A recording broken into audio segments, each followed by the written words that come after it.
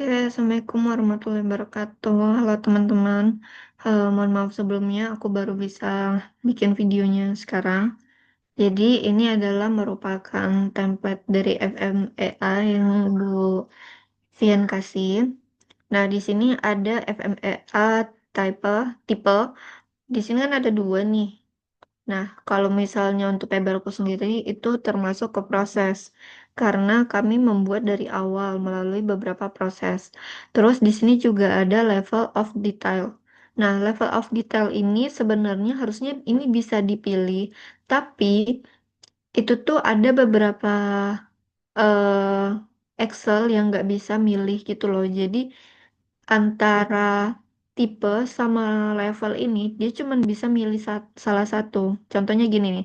Sekarang aku lagi milih proses FMEA. Tapi untuk levelnya aku nggak bisa milih proses step. Kalau aku milih proses step yang di sini hilang. Nah itu aku nggak tahu kenapa. Cuman waktu aku mau apa namanya keluarin Excelnya gitu, itu tuh ada peringatan kalau misalnya tidak semua versi Excel itu bisa pakai model kayak gini-gini. Nah, oke, itulah ya intinya. Terus di sini ada produk. Nah, produknya ini kan kita disuruh sesuaikan dengan PBL kita. Jadi di sini aku tulis saja judul PBL aku. Terus di sini ada design of process. Design of process ini eh penanggung jawab gitu loh, penanggung jawabnya. Sebenarnya sih harusnya nulisnya ketua ya, cuman karena di sini kita punya manajer proyek, jadi aku tulis aja di sini manajer proyek ya. Tapi kalau misalnya apa, kalian bisa cari tahu dulu biar nggak salah. Takutnya aku salah juga. Lalu di sini ada Muhammad Fikri Hamid.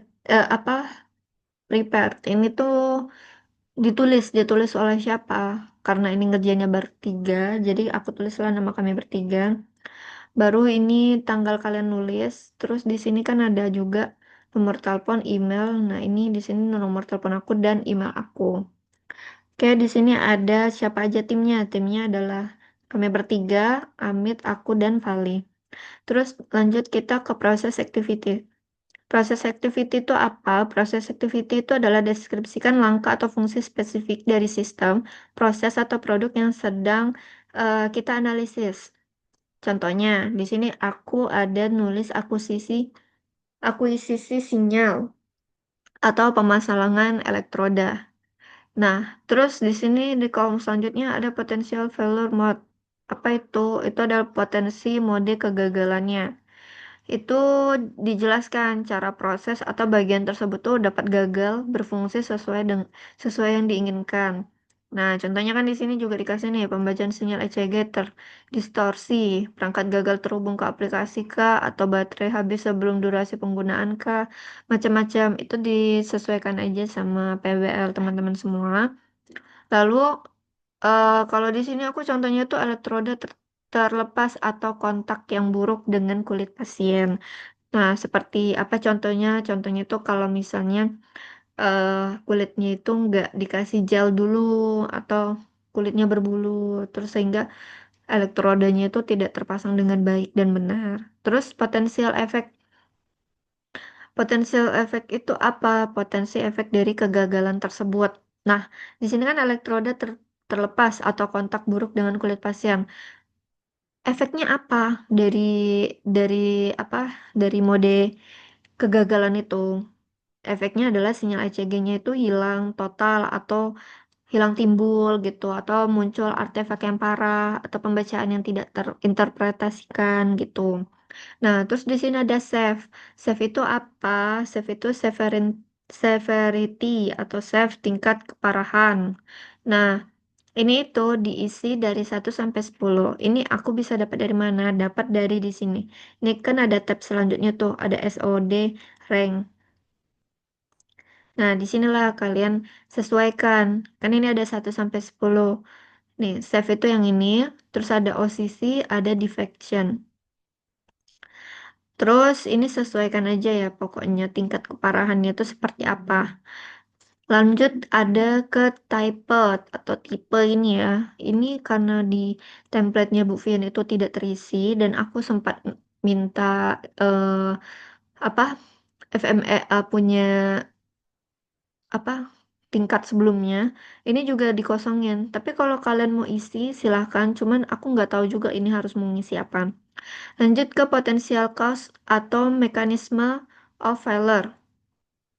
Itu apa? Itu adalah potensi penyebab atau mekanisme kegagalan. Nah, contohnya kayak tadi, ini tuh jadi berhubungan gitu ya. Satu satu row ini tuh berhubungan. Di sini aku tulis persiapan kulit yang tidak memadai, misalnya berbulu, berminyak, atau perekat elektroda yang buruk. Terus lanjut ada ke fishbone cause kategori. Fishbone cause kategori itu adalah kategori penyebab diagram tulang ikan.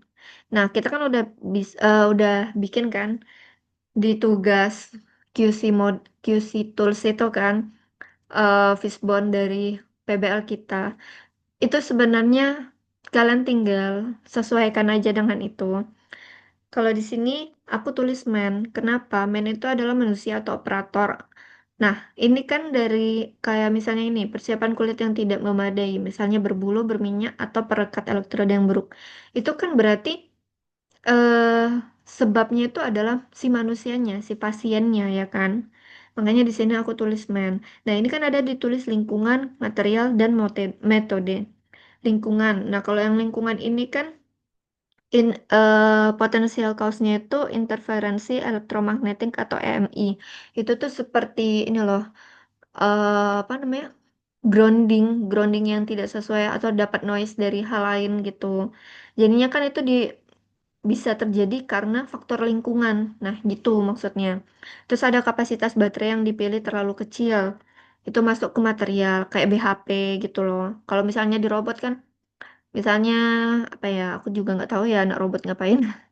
Misalnya inilah harusnya kita pakai Jetson Nano gitu kan, tapi kita malah pakai yang lain. Nah, itu kan maksudnya ke material tuh, ya kan? Nah, kalau misalnya dicacil berarti misalnya harusnya pakai PLC-nya yang Omron, tapi kita malah pakainya yang Mitsubishi. Nah, itu bisa masuk. Terus metode itu kalau di aku tuh contohnya book dalam kode rendering grafik pada GUI. Itu tuh kayak apa ya, kegagalan menampilkan ECG kami gitu loh, sinyal ECG. Itu masuk ke metode. Nah, di sini ini kan ada warna-warnanya nih ya kan. Kemungkinan warna-warna itu ada sangkut pautnya dengan yang di sini. Tapi karena misalnya metode ini kayaknya nggak ada dalam pilihannya itu, jadinya dia putih. Nah, itu aku juga nggak tahu ya kenapa. Kalau misalnya apa, kalian coba cari tahu lagi aja nggak apa-apa.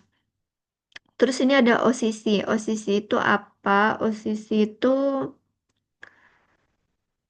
ini tadi, occurrence. Cuman isinya ini hampir sama dengan save. Kalian sesuaikan aja. Cuman lihatnya yang ini ya, rate-nya, probability-nya yang ini. Mulai dari sini sampai sini. Dari 1 sampai 10. Terus lanjut ada cause process control. Di sini tuh cause process control adalah kontrol proses saat ini atau pencegahannya. Pencegahannya seperti apa? Nah, kalau misalnya fishbone cause-nya tadi adalah manusia, jadi pencegahannya itu ya kita memberikan panduan pengguna yang jelas saat dan bergambar mengenai persiapan kulit yang benar.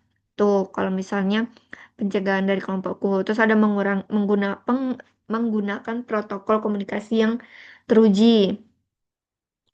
Ini dengan apa nih? Oh,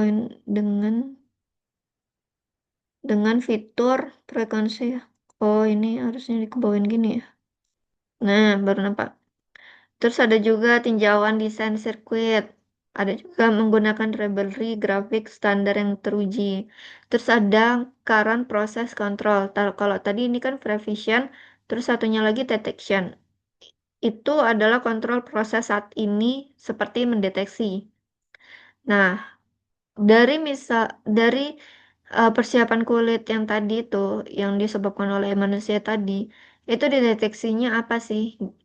penyebabnya gitu kan. UI-nya itu memiliki fitur monitor kualitas kontak elektroda yang real time.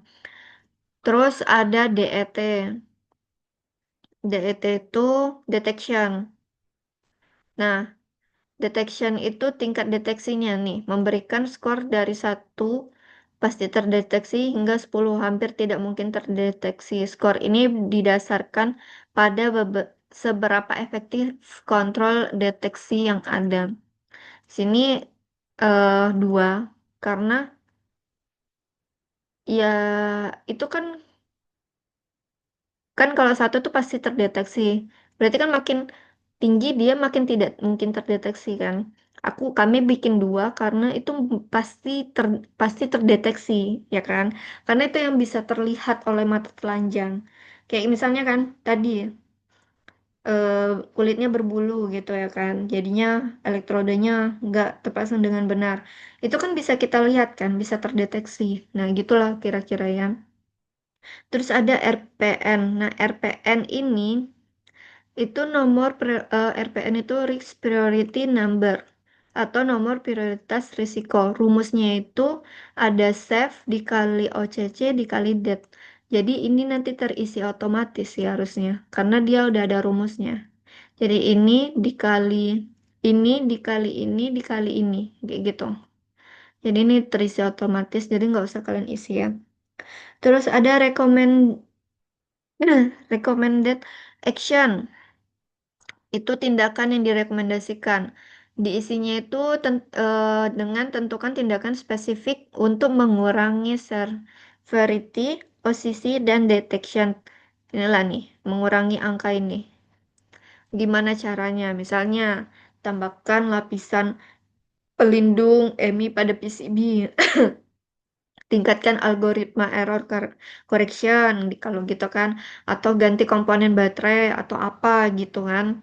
Nah, gitulah kira-kira guys. Terus ada responsibility dan target completion date. Itu adalah penanggung jawab, dan tanggal target selesainya. Di sini kami bikinlah tim desain elektronik dan mekanik, tim desain elektronik, tim desain mekanik, tim pengembangan aplikasi. Terus ada action taken. Itu adalah tindakan yang diambil. Tindakan yang diambil itu diisi dengan tindakan yang direkomendasikan selesai. Catat tindakan aktual yang dilakukan dan tanggal penyelesaiannya. Nah, kalau ini jujur yang begini kami full lihat Gemini ya. Jadi nggak tahu juga. Ini sama, angkanya ini tinggal kalian sesuaikan. RPPN barunya itu ini bakal dapat dari ini dikali ini gitu. Nah, kira-kira gitulah. Kalau misalnya nilai akhir RPN harus lebih rendah dari RPN awal, ini menunjukkan bahwa resiko telah berhasil dikurangi. Jadi, dari awal tadi bla bla bla bla bla sepanjang itu sampai sini, sampai sinilah. Ini adalah nilai awalnya. Terus inilah rekomendasinya. Jadi kayak gimana sih pencegahannya? Gimana sih mengurangi hal-hal tersebut? Inilah yang kami lakukan sehingga dapat menurunkan angka dari si RPN awal. RPN awalnya 80, RPM terakhirnya adalah 60. Berarti kan udah dikurangi gitu kan, menunjukkan bahwa resiko dari si awal dari si akuisisi sinyal ini telah berhasil dikurangi. Begitu juga dengan lainnya. Oke teman-teman, kira-kira begitulah ya penjelasannya. Sebenarnya awalnya aku pun juga nggak ngerti cara mengisinya. Tapi setelah aku nanya Gemini, ya mau nggak mau dia kan jelasin tuh. Jadi kita kayak gini lah nih, dia kan ngasih contoh apa aja yang diisi kan. Itu tuh dia, ya udah kita isi aja sambil kita memahami apa sih maksudnya. Nanti setelah kalian udah bisa ngisi, itu baru kelihatan gimana gitu caranya. Oke, kira-kira seperti itulah ya teman-teman. Terima kasih. Assalamualaikum warahmatullahi wabarakatuh.